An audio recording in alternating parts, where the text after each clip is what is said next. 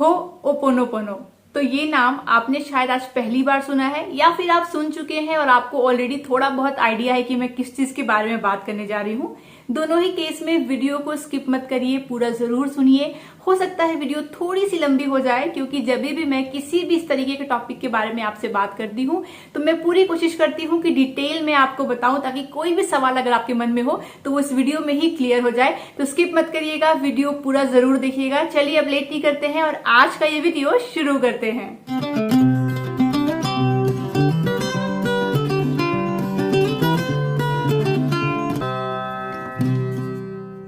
हो ओपोनोपोनो के बारे में मैं कई सालों से जानती हूँ, खुद मैंने प्रैक्टिस भी किया है और सक्सेस भी मुझे मिला है। इसीलिए मैं वीडियो बनाने के लिए काफी ज्यादा कॉन्फिडेंट हूँ।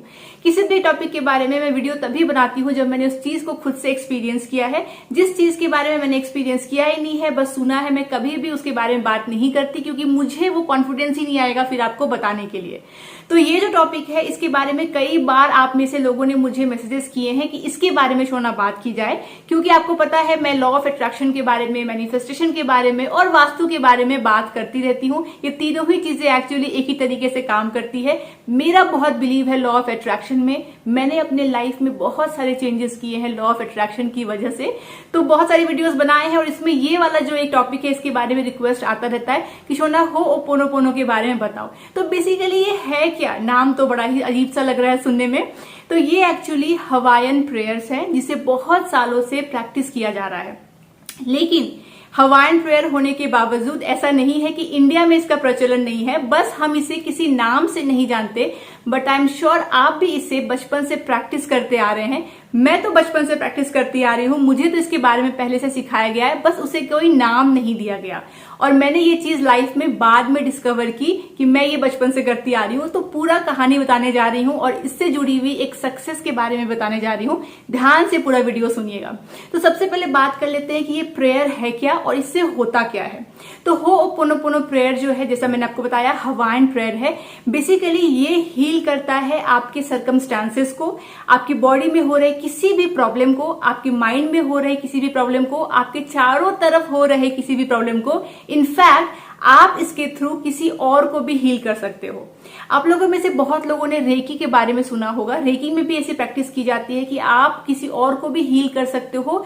डिस्टेंस चाहे कितना भी हो आप दोनों के बीच में, फिर भी आप अपनी वाइब्रेशन से सामने वाले को हील कर सकते हो। ये प्रेयर भी वैसे ही काम करता है। तो पहले मैं बता दूं इस प्रेयर से जुड़ी हुई एक बहुत ही इंटरेस्टिंग बात।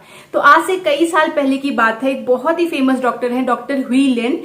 उन्होंने इस प्रेयर के थ्रू, इस हो ओपोनोपोनो प्रेयर के थ्रू बहुत सारे मेंटल पेशेंट्स को हील किया था, वो भी उनसे बिना मिले हुए। तो हुआ क्या था?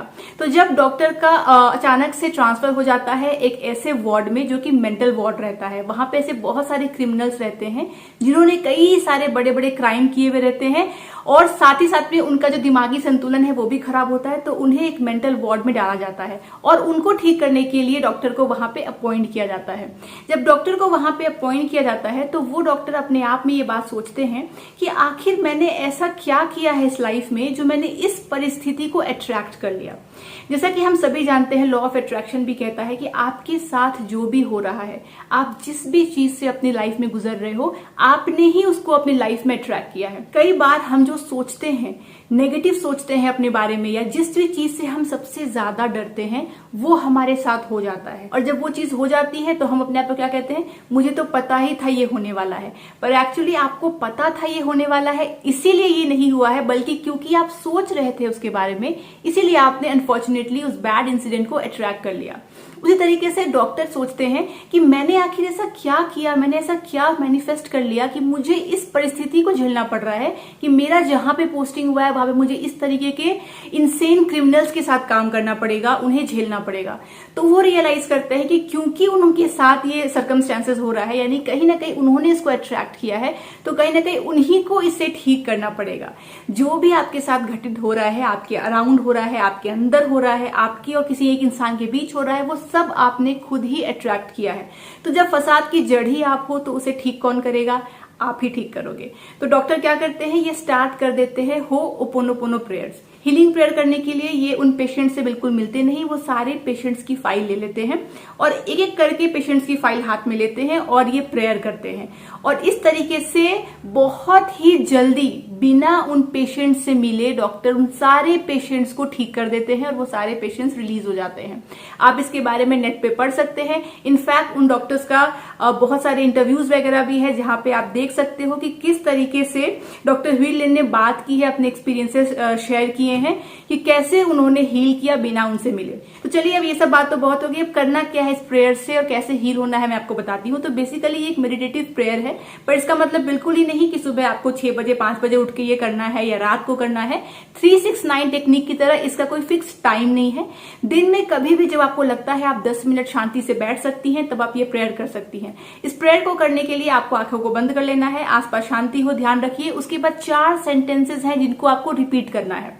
सबसे पहला सेंटेंस जो आपको बोलना है वो है आई एम सॉरी। अब आप इसे हिंदी में भी बोल सकती हैं, अपने खुद की लैंग्वेज में बोल सकती हैं। बेसिकली आप कन्वर्सेशन कर रही हैं अपने आप से, आपके यूनिवर्स से, तो कम्युनिकेशन का जो मीडियम है वो कुछ भी हो सकता है जिसमें आप कंफर्टेबल हो। तो आप ये माफी किससे मांग रहे हैं? आप ये माफी मांग रहे हैं अपने आप से, अपनी बॉडी से, अपनी सराउंडिंग से, अपने यूनिवर्स से, आसपास के लोगों से। तो ओवरऑल आपकी वाइब्रेशन सही होती जाएगी। अब मान लीजिए आप जिस चीज को पाना चाहते हैं, जिस चीज को मैनिफेस्ट करना चाहते हैं, वो कोई फिजिकल चीज है। For example money. चलिए सबसे पहले मनी की ही बात करते हैं, क्योंकि जब भी मैनिफेस्टेशन की बात आती है तो लोग सबसे पहले मनी मैनिफेस्ट करना चाहते हैं, क्योंकि उसकी कमी सबके जीवन में होती ही होती है और सबसे ज्यादा जरूरत भी पैसे की ही होती है। तो अगर पैसे आप चाहते हैं अपनी लाइफ में, आपके लाइफ में पैसे की कमी है, तो कहीं ना कहीं आपने मनी को अब्यूज किया है अपने लाइफ में। मतलब कभी ऐसा हुआ होगा, आपने उसकी वैल्यू नहीं की होगी या उसको वेस्ट किया होगा, या पैसे को लेके जो आपकी अंदर की वाइब्रेशन है वो अच्छी नहीं है। अब यहाँ पे देखिए एक बात होती है, वाइब्रेशन अच्छी नहीं मतलब यही नहीं कि आप पैसे को डिसरिस्पेक्ट करते हैं, नहीं। अगर आप पैसे को बहुत कंजूसी से खर्च करते हैं, पैसे आपके लिए बहुत बड़ी चीज है। ऐसे लोगों को मैंने देखा है जो बहुत ज्यादा पैसे को बड़ी चीज मानते हैं, कंजूसी से खर्च करते हैं, किसी को देते नहीं, 100 बार सोचते हैं, 50 बार हिसाब करते हैं। उन्हीं के लाइफ में पैसों की कमी होती है। और वहीं दूसरी तरफ कुछ लोग होते हैं बहुत ही खुले दिल से खर्चा करते हैं, कभी भी पैसों को लेकर कंजूसी नहीं करते, दूसरों की मदद करते हैं, दान धर्म करते हैं। उनके पास पैसों की कभी कमी नहीं होती।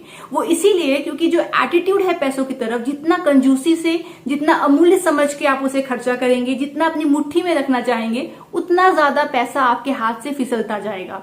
तो इसका मतलब है कि आप मनी को एक तरीके से अब्यूज कर रहे हो। आपकी जो वाइब्रेशन है उसके लिए वो अच्छी नहीं है, तो आपको उसका अभाव जीवन में बना रहेगा। तो अगर आप मान लीजिए आप पैसे अट्रैक्ट करना चाहते हैं, आपकी लाइफ में पैसों की कमी ना हो ये आप चाहते हैं, तो आपको ये प्रेयर किसको कहनी है? पैसे को कहनी है। तो कई लोग इसमें क्या करते हैं, ये प्रेयर कहते वक्त फिजिकल नोट हाथ में रख लेते हैं, कोई भी 100-50 का नोट रख लेते हैं और फिर उस नोट को कहते हैं, उस मनी को कहते हैं, लक्ष्मी को कहते हैं, आई एम सॉरी कि मैंने इतने सालों तक में तुम्हें बहुत अलग तरीके से ट्रीट किया, प्लीज फॉरगिव मी, मुझे माफ कर दो। तीसरा सेंटेंस आपको बोलना है थैंक यू। थैंक यू क्यों बोलना है?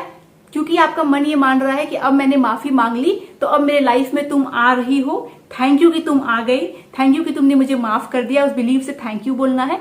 लास्ट में बोलना है आई लव यू, मैं तुमसे बहुत प्यार करता हूं, मैं तुमसे बहुत प्यार करती हूं। बस ये 4 सेंटेंसेस को आपको अपनी लैंग्वेज में बोलना है। तो ये तो हो गई पैसे के लिए। मान लीजिए आप किसी बीमारी को ठीक करना चाहते हैं, फिजिकल एलिमेंट को ठीक करना चाहते हैं, मेंटल प्रॉब्लम को ठीक करना चाहते हैं, डिप्रेशन या एंजाइटी या फियर या फिर गुस्सा, इसको ठीक करना चाहते हैं अपने अंदर। तो क्या करेंगे? आंखें बंद करके अपने आप को ये बोलेंगे, अपनी बॉडी को ये बोलेंगे कि अगर मैंने तुम्हारे लिए कुछ गलत किया है, कुछ गलत सोचा है, जैसे बहुत सारे लोग होते हैं वो कहते हैं कि हमें थायराइड हो गया या हमें ब्लड प्रेशर हो गया, उन्होंने ही इस चीज को पैदा किया होता है। जिस तरीके का लाइफस्टाइल वो जी रहे होते हैं, जिस तरीके का बिहेवियर वो कर रहे होते हैं, जिस तरीके का थॉट प्रोसेस वो अपने अंदर लाते हैं, वही इन बीमारियों को आगे ले जाता है। वरना हमारा बॉडी हमेशा हेल्थी रहने के लिए इस धरती पे भेजा गया है। कोई भी फिजिकल प्रॉब्लम अगर आपके साथ हो रही है वो कहीं ना कहीं आपके लाइफस्टाइल या आपकी सोच की वजह से हुई है। तो उससे आपको माफी मांगना है कि मैंने जो किया तुम्हारे साथ, जिसका रिजल्ट मुझे ये बीमारी के तौर पे मिला है, आई एम सो सॉरी। अपने बॉडी को कह रहे हो कि अब आप हील हो जाओ। तो इससे कई सारी बीमारियां ठीक होती है, कई सारी मेंटल प्रॉब्लम्स ठीक होती है, जैसे डॉक्टर ने करके दिखाया वैसे आप कर सकते हो। और सबसे अच्छी बात यह है इस प्रेयर की कि जरूरी नहीं कि ये आप खुद के लिए करो, आप दूसरों को भी इससे हील कर सकते हो। सपोज करिए आपके हस्बैंड है, आपको कुछ चीज उनकी लाइफ में ठीक करनी है और अगर वो फॉलो नहीं कर रहे हैं तो आप भी उनके लिए कर सकती हैं। आप जब ये प्रेयर कर रही हो तो उनके बारे में सोचना है, उनके जिस एरियाज ऑफ लाइफ को आपको ठीक करना है उसके बारे में सोचना है और आप उनको भी हील कर सकती हैं। तो आप समझ चुके ये प्रेयर कैसे आपको करना है। तो शांति से बैठ के 5-7 मिनट करिए। जब ये प्रेयर कर रहे हो, बोल रहे हो, तो विजुअलाइज करते रहिए उस चीज को जो आप पाना चाहते हैं। उसके बाद में बिल्कुल सोचिए कि आपको ये चीज मिलने वाली है। हमने माफी मांग ली, हमने बोल दिया कि हम अब ऐसी नहीं गलती करेंगे, हमने उन्हें शुक्रिया भी कर दिया, हमने उन्हें ये भी बता दिया कि आई लव यू, तो यूनिवर्स आपको वो देगा ही देगा। बस बिलीफ रखना है, बिल्कुल भी डाउट मन में नहीं लाना है। अब चलिए बताती हूँ कि क्यों मैंने कहा कि मैं तो ये बचपन से करती आ रही हूँ। अब है तो ये हवाईयन प्रेयर, हमारी कंट्री का प्रेयर तो है नहीं, नाम से ही पता चल रहा है। जो डॉक्टर थे वो भी इंडियन नहीं थे जिन्होंने बताया कि उन्होंने इसको यूज किया, लेकिन फिर भी मैं तो इसे बचपन से कर रही हूँ। हमारे हिंदू धर्म में, और आई एम श्योर बाकी धर्म में भी होता होगा, पर मैंने जो अपने घर में देखा है मैं वो बता रही हूँ।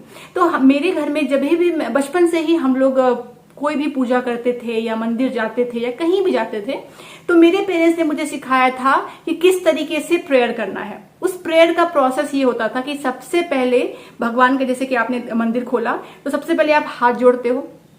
हाथ जोड़ते ही मुझे सिखाया गया था कान पकड़ने का, कान पकड़ के माफी मांगने का। अब बचपन में हमें पता नहीं होता था कि किस चीज की माफी मांगनी है, तो हम सोचते थे कि जो भी हम शैतानियां कर रहे हैं, लड्डू चुरा के खा लिया फ्रिज से, मम्मी को परेशान कर दिया, पापा को तंग कर दिया, तो उसकी माफी, भगवान हमें माफ कर दो। तो सबसे पहले मुझे मम्मी सिखाते थे कि कान पकड़ के माफी मांगनी है। उसके बाद तुरंत आपको बो डाउन करना है। तो हम लोग ऐसे सर को जमीन पे रख के प्रणाम करते थे। प्रणाम करने के साथ मेरी मम्मी ने सिखाया था कि 3 बारी तुम्हें सर थोड़ा थोड़ा सा बैंग करना है जमीन पे। तो हल्का सा हम लोग सर ऐसे बैंग करते थे। फिर खड़े होना है। उसके बाद में झोली फैलानी है, तो स्कर्ट पहना है, मम्मी लोगों ने साड़ी पहनी है या दुपट्टा है, उसे ऐसे कर देते थे। ऐसे करने के बाद में लास्ट में फिर से एक बार प्रणाम करना है और निकल जाना है। तो ये चीज के बारे में जब मैंने लेटर ऑन स्टेज में जाना इस प्रेयर के बारे में, तो मैंने उस चीज को रिलेट किया कि यही चीज तो बचपन से एक्चुअली हम करते आ रहे, पर तब पता नहीं होता था कि क्या मांगना है, किस बात की माफी मांगनी है, तो बस ऐसे ही करते थे। अब पर्पस पता चल रहा है कि किस चीज की माफी मांगनी है और क्या पाना है। तो सोचिए, जब जैसे आपने प्रणाम किया तो सबसे पहले तो आप आते हो कि हाँ ठीक है, प्रणाम करते हो, फिर आप माफी मांग रहे हो। तो पहला हो गया आई एम सॉरी। फिर आप नीचे झुक के बो डाउन करते हो और अपना सर पटकते हो, तो which is like please forgive me. उसके बाद आप खड़े होते हो और झोली फैलाते हो, दैट इज थैंक यू, कि हाँ मुझे ये चीज आपने दे दी जिसके लिए मैंने माफी मांगी, जो मैं रिपीट नहीं करूंगी, जो आपने मुझे माफी दे दी। फिर से हाथ जोड़ के उसको स्माइल के साथ हम प्रणाम करते हैं, which is like I love you. तो ये तो सेम प्रोसेस हो गया। तो ये तो मैं बचपन से करती आ रही हूँ, पर तो मेरा विश्वास बैठ गया इस प्रोसेस के लिए। एनीवेज, अब बात आते हैं कि कैसे मैंने रियलाइज किया। तो सबसे पहले लॉ ऑफ अट्रैक्शन मैंने रियलाइज किया था जब मैं अपने लाइफ के सबसे बुरे फेज में थी। डिटेल्स में नहीं जाते हैं, पर्सनल बातें हैं, मोटा मोटा ऊपर से बताती हूँ। मैंने रियलाइज कर लिया अपने लाइफ में कि जो मेरे साथ उस टाइम पे हो रहा था ना, वो मैंने अपने ब्रेन में, अपने माइंड में सोच सोच के क्रिएट किया है कि जिस सिचुएशन से मैं सबसे ज्यादा डर रही थी वही एग्जैक्टली मेरे साथ हो रहा था, जो मुझे कभी भी नहीं चाहिए था। और मैं उसके बारे में सोचती थी कि ऐसा ना हो जाए, ये ना हो जाए, वही सब चीजें एक के बाद मेरे साथ हो रही थी। मैं बहुत ही ज्यादा डिप्रेस फेज से गुजर रही थी, मैं बहुत ज्यादा नेगेटिव हो गई थी, कुछ अच्छा होगा मेरे साथ ये मैं नहीं सोच पाती थी। बहुत ही बुरा समय था। और फिर एक दिन अचानक से जब कुछ अच्छा होना होता है, हम कहते हैं ना कि आप अचानक से सब कुछ सही करने लगते हो, पर वो तभी होता है जब आपके अंदर डीप रियलाइजेशन हो जाता है और आपको कोई एक पावर है जो आपके आसपास बोलती है कि चीजें सुधारनी है तुम्हें। एक दिन मेरे दिमाग में अचानक से ख्याल आया कि ये सब वही नहीं हो रहा है जो मैं सोचती आ रही हूँ, जिससे मैं डरती आ रही हूँ, जो मैं नहीं चाहती हूँ। तो डेफिनेटली ये इसीलिए हो रहा है क्योंकि मैं लगातार इस बारे में सोच रही हूँ। जो चाहिए उसके बारे में तो सोचती ही नहीं। इस पॉइंट ऑफ टाइम में मुझे सीक्रेट बुक के बारे में, मैनिफेस्टेशन के बारे में, किसी भी चीज के बारे में कुछ भी पता नहीं था, पर मेरे दिमाग में ये ख्याल आ गया था कि नहीं, मुझे अपना ना सोचना शिफ्ट करना पड़ेगा। और मैंने अपना सोचना शिफ्ट किया। बहुत डिफिकल्ट है जब आपकी सिचुएशन बहुत खराब हो और आप बिल्कुल उसके विपरीत सोचते हो, बहुत डिफिकल्ट है करना। जब मैंने ये स्टार्ट किया बहुत डिफिकल्ट हो रहा था। जिंदगी कुछ और दिख रही है और मैं इमेजिन कुछ और कर रही हूँ। पर जब मैं ये इमेजिन करती थी कि मैं कैसी अपनी जिंदगी चाहती हूँ, तो एक खुशी सी महसूस होती थी, एक चेहरे पे स्माइल आता था, एक अंदर से बहुत ही अच्छा सा फील होता था। वही अच्छा सा फील होना ही अट्रैक्ट करता है उस अच्छी चीज को आपके लाइफ में, जो कि आप वाइब्रेशंस वैसा दे रहे होते हो। एंड बहुत ही जल्दी मैंने अपनी लाइफ को कंप्लीटली चेंज कर दिया। मेरी जिंदगी पूरी पलट गई, मतलब पूरी कंप्लीटली चेंज हो गई। और ये सब हुआ जब मैंने सोचना चेंज किया। तभी भी मुझे इस बुक के बारे में या इस चीज के बारे में पता नहीं था। बाद में कुछ और टाइम के बाद मुझे सीक्रेट बुक के बारे में पता चला और उसके भी कुछ दिन के बाद मुझे बाकी सब चीजों के बारे में पता चलने लगा, और क्योंकि मैंने एक्सपीरियंस किया था तो मेरा बिलीफ सिस्टम डे 1 से स्ट्रांग था। फिर मैंने लॉ ऑफ अट्रैक्शन की मदद से काफी चीजें अट्रैक्ट की। इनफैक्ट ये फिजिकल जितनी भी चीजें आप मेरे अराउंड देख रहे हो, सब कुछ मैंने लॉ ऑफ अट्रैक्शन से ही अट्रैक्ट किया है। ये कुछ भी चीजें यूं ही चल के मेरे पास नहीं आई है, सब यहां बना पहले और फिर आया। जो भी चीज फिजिकल वर्ल्ड में आज प्रेजेंट है, कोई भी इन्वेंशन हो या आपकी लाइफ में कुछ हो रहा हो, कोई डिस्कवरी की हो किसी ने, सब कुछ पहले यहां बनता है फिर फिजिकल वर्ल्ड में आता है। तो सब आप यहाँ पे अच्छे से कुक करिए तो वो रियलिटी बन के आपके सामने आएगा। तो ये तो मैंने बता दिया कैसे मैं बचपन से ये प्रेयर करती आ रही हूँ विदाउट नोइंग। तो चलिए अब बताती हूँ कि मैंने कैसे अपने हस्बैंड की लाइफ में इसी हीलिंग प्रेयर से चेंजेस लाए हैं।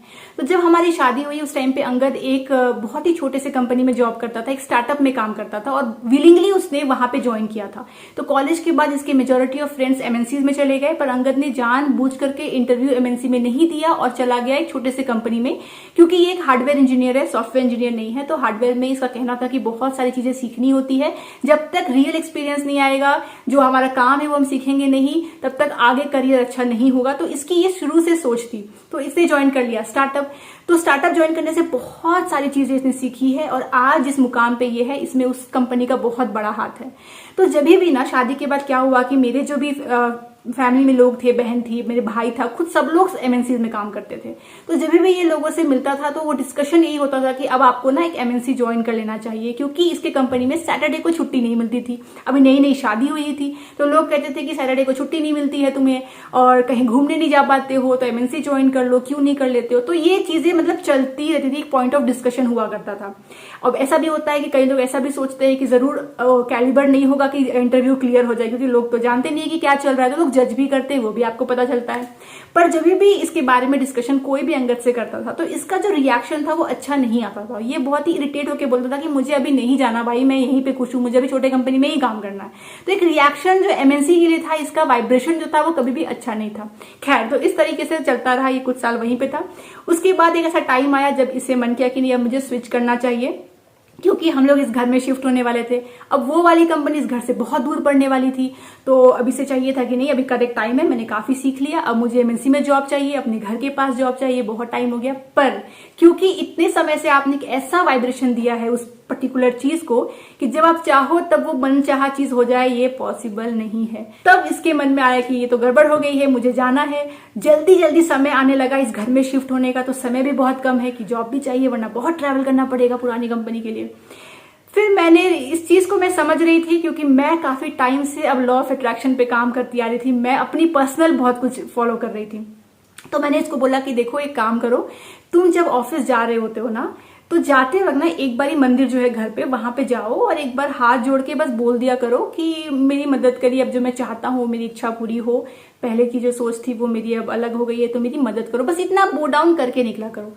पर अंगद की तरफ से अगर धर्म की बात करें तो ये बिल्कुल भी फॉलो नहीं करना चाहता था। ये धर्म की जो एक श्रद्धा होती है हमारे अंदर, वो हमें संस्कार हमारे घर से मिलती है। बचपन से ये सीड अगर आपके अंदर डाला गया है कि आपको झुकना है, भगवान के आगे कुछ मांगना है, भगवान आपको देते हैं, आप अगर दिल से चाहो अच्छा करो तो आपको मिलेगा, ये सब संस्कार बचपन से दी जाती है। अचानक से आप ये चीजें अपने लाइफ में नहीं ला सकते हो, आप इसे अंधविश्वास मानोगे।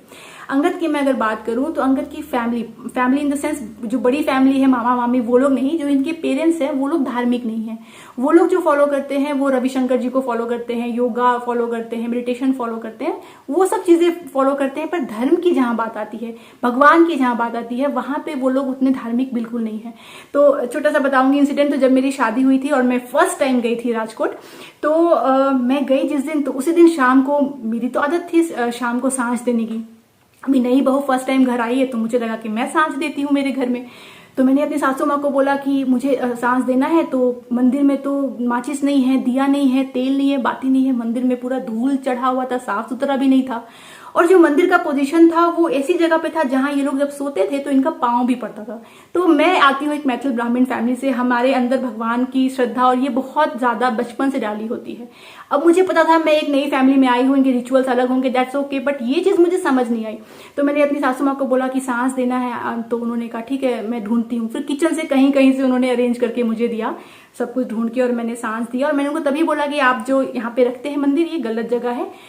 पर खैर, आप नई नई किसी घर में आते हो, आप कितना बोलोगे, आप तुरंत तो कुछ बोलने लगोगे नहीं, आप बस सोचते हो, ऑब्जर्व करते हो। तो मैंने ये उन दिनों जब मैं रुकी वहां पे 10-12 दिन, तो मैंने ऑब्जर्व किया कि पूजा पाठ से कोई कनेक्शन नहीं है इनका, कोई भी यहाँ पे पूजा नहीं करता। पर जब मैं इनके मामा के घर गई, नानी माँ के घर गई, वहां मैंने देखा मंदिर बहुत सजा हुआ है, पूजा करते हैं रोज सुबह, सब कुछ होता है। तो मैं समझ गई कि ये पर्टिकुलर इसके घर में ये चीजें नहीं है। फिर मैंने अंगद से जब बातें की तो और पता चला कि ये सब चीजें नहीं सिखाई गई है। तो जब मैंने अंगद को बोला कि झुक के मंदिर के जाकर घर जाओ, तो मैं समझ चुकी इतना इजी तो है नहीं, क्योंकि इसके अंदर वो चीज डाली नहीं गई है, तो अचानक से इसके अंदर ये फीलिंग ही नहीं आएगी।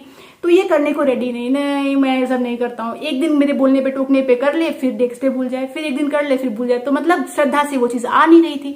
तो मुझे लगा ऐसे तो काम चलने वाला है नहीं, मैं कितना भी कर लूं, कुछ चीजें हैं जो इसे खुद ही अपने लाइफ में ट्रैक करनी पड़ेगी, क्योंकि इसी ने उसे दूर किया है अपने आप से। फिर मैं नेट पे सर्च करने लगी हीलिंग के बारे में। मैं वास्तु फॉलो करती थी। वास्तु में ऐसा कोई कॉन्सेप्ट नहीं है कि किसी को आप हील कर दो इस तरीके से। घर को आप प्रॉपर ठीक कर सकते हो वाइब्रेशन, पर हीलिंग का कोई कॉन्सेप्ट नहीं है वैसा। पर मुझे रेकी के बारे में पता था, तो मैंने सोचा कि चलो देखते हैं थोड़ा सा ऑनलाइन क्या कर सकते हैं। उस टाइम पे मुझे इस प्रेयर के बारे में पता चला। तो जैसे मैंने पढ़ना स्टार्ट किया ना, मैंने इसे रिलेट कर लिया। पहले की ये कि हाँ, ये तो मैं बचपन से करती आ रही हूँ, और दूसरा कि मैंने एग्जैक्टली जब सोचा अपने लाइफ के बारे में अच्छा कि हो मेरे साथ, तो होने लगा। तो ये प्रेयर काम करता है। तो मैंने और रिसर्च किया कि मैं इसके लिए कैसे कर सकती हूँ, अंगद के लिए मैं ये प्रेयर कैसे कर सकती हूँ। तो मुझे उसमें टेक्निक चला पता कि सेम जिस तरीके से आप खुद को हील करते हो, खुद को सॉरी बोलते हो, सब कुछ करते हो, आप उस पर्सन के बिहाफ पे ऐसा बोलो। और एक रुमाल लेके आपको ये चीज बोलनी है। कोई भी एक रुमाल रख लीजिए, अपने लैप पे रखिए, सेम चीज रिपीट करिए, और बाद में उस इंसान के तकिए के नीचे उस रुमाल को आपको रख देना है, क्योंकि इस रुमाल में बहुत वाइब्रेशन है। अब इसमें करने में कुछ बुराई थी नहीं, कुछ बुरा तो होना था नहीं। तो मैंने ये करना स्टार्ट कर दिया। कुछ ही महीने मैंने किए होंगे, शायद 1.5 महीने, 1.25 महीने ऐसा कुछ हुआ था। वो भी ऐसा नहीं कि मैं रोज करती आ रही थी। ऑफकोर्स मेरा कॉलेज हुआ करता था, तो कभी मिस हो गया, पर जब भी याद आए मैं फिर ये कर लेती थी। ये करती रही। और अंगद के अंदर उन महीनों में जब मैंने ये करना स्टार्ट किया ना, इसके अंदर बहुत ज्यादा इच्छा शक्ति आ गई कि मुझे अब तो क्रैक करना ही है कहीं ना कहीं इंटरव्यू। ये ज्यादा टाइम स्पेंड करने लगा naukri.com पे और लोगों से बात करने में कि ये कैसे करना है, वो कैसे करना है। और ये प्रोसेस बहुत स्ट्रांगली ये करने लगा, मतलब कि मुझे ज्वाइन करना है। और with in span of few months मेहनत करके इसने इंटरव्यू क्लियर कर लिया, और फाइनली इसकी जॉब लग गई। अब आप पता नहीं, आप बोलोगे हो सकता है ये होना ही था लिखा हुआ, या हो सकता है तुमने उसे हील किया, जो भी किया, पर ये रिजल्ट डेफिनेटली आया। और साथ ही साथ में उन महीने जब हम ये कर रहे थे, मैंने अंगद को रोज रोज मैं याद दिला रही थी, अंगद एक बार प्रणाम करके जरूर जाओ मंदिर से जब ऑफिस जाते हो, प्रणाम करके जरूर जाओ जब ऑफिस जाते हो। तो धीरे धीरे ना इसके अंदर भी ये चीज आने लगी। और आज काफी साल बीत गए हैं। आज अगर कभी भी हम घर से बाहर कहीं जाते हैं, ऑफिस तो खैर अभी जाते नहीं, पर कहीं भी जा रहे होते हैं, दोनों पति पत्नी, हमारी ये हैबिट है कि हम पहले प्रणाम करते हैं और फिर ही निकलते हैं। और अंगद के अंदर से ये चीज आती है। मतलब कई बार अगर हम निकल रहे हैं, ऑलमोस्ट चाबी लेने जा रहे हैं फोयर में, तो ये बोलेगा चलो प्रणाम कर लेते हैं। तो धीरे धीरे उसने इस चीज को अपने अंदर डाल ली, क्योंकि ऑफ कोर्स बचपन के संस्कार जो होते हैं वो साथ रहते हैं, पर जिसके साथ आप रह रहे हो बहुत सालों से, उसकी भी कुछ बातें आपके अंदर चली जाती है। तो उसने भी इस बात को एक्सेप्ट किया, और धीरे धीरे बिकॉज ऑफ माई वास्तु और जो चेंजेस लाइफ में आए हैं, जो मैनिफेस्टेशन से आए हैं, जो चीजें उसको दिखी है स्पेशली इस जॉब की वजह से, तो उसे भी हर चीज पे विश्वास होने लगा। और अभी काफी बहुत धार्मिक नहीं है वो, मेरी तरह अभी भी नहीं है, लेकिन जो बो डाउन करना है, जो भगवान पे श्रद्धा रखनी है, गलत नहीं बोलना, इसे अंधविश्वास नहीं बोलना, तो वो चीज इसके अंदर बिल्कुल भी नहीं है। अब काफी श्रद्धा रखता है ये, तो ये चेंज आए हैं इसकी लाइफ में। तो इस तरीके से डेफिनेटली अब उसको आप जो भी मानी, जो भी मेरा था जर्नी, मैंने आपको समझाया इस प्रेयर के बारे में, तो आप ये करना स्टार्ट कर सकते हैं। अगर आप मेरी तरह हैं जो बचपन से ऐसे ही पूजा कर रहे हैं, तो वैसे भी करते आ रहे होंगे। बस अब एक पर्पस से करना है, रैंडम क्षमा नहीं मांगना, एक पर्टिकुलर चीज के बारे में आपको माफी मांगनी है। मतलब किसी भी चीज के लिए हो सकता है, वीडियो बहुत लंबा होता जा रहा है, I am so sorry for that. तो किसी भी चीज के लिए ये हो सकता है, आपकी लाइफ में जो भी प्रॉब्लम है, फिजिकल है, मेंटल है, किसी और की लाइफ को आपको ठीक करना है, भले ही आप डिस्टेंस पे हो, आप इस प्रेयर को कर सकते हैं। तो थोड़ा रिसर्च करिए, हो सकता है वीडियो में सब बात मैं आपको नहीं बता पाई हूँ, इस प्रेयर के बारे में आप थोड़ा सा और रिसर्च करिए। और बहुत सारे वीडियोस हैं, बहुत सारे लोग एक्सपीरियंसेस है, वो देखिए। मैंने तो कुछ छोटा सा बताया, but this really works. Try करना स्टार्ट करिए, नुकसान तो कुछ भी नहीं है, फायदा जरूर होगा।